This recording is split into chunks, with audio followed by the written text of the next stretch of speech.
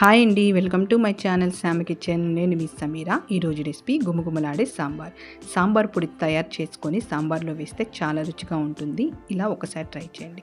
వీటికి కావాల్సినవి మినప్పప్పు, మెంతులు, దాల్చిన చెక్క, జీలకర్ర, ఎండుమిరపకాయలు, అలాగే పచ్చిపప్పు, ధనియాలు, వెజిటేబుల్స్, నానబెట్టుకున్న చింతపండు, ఉడికించుకున్న కందిపప్పు.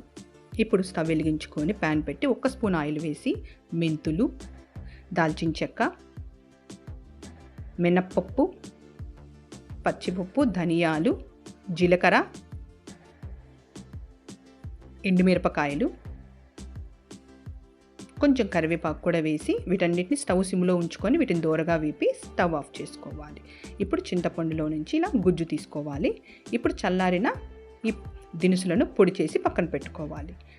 స్టవ్ వెలిగించుకొని మరొక ప్యాన్ పెట్టి ఆయిల్ వేసి జీలకర్ర, ఆవాలు, మినప్పప్పు, ఎండుమిర్చి, ఉల్లిపాయ, పచ్చిమిర్చి కూడా వేసి ఇలా నూనెలో వేపుకోవాలి. కొంచెం కరివేపాకు, తీసుకున్న వెజిటేబుల్స్ ఇక్కడ నేను క్యారెట్, బెండకాయలు, వంకాయ, బంగాళదుంప, టమాటా ఇక్కడ నాకు ఇష్టమైనవి తీసుకున్నానండి. మీకు నచ్చిన వెజిటేబుల్స్ ఏవైనా వేసుకొని కలుపుకొని స్టవ్ మీడియం ఫ్లేమ్లో ఉంచుకొని వీటిని మగ్గించుకోవాలి. కొంచెం పసుపు వేసి కలుపుకోవాలి.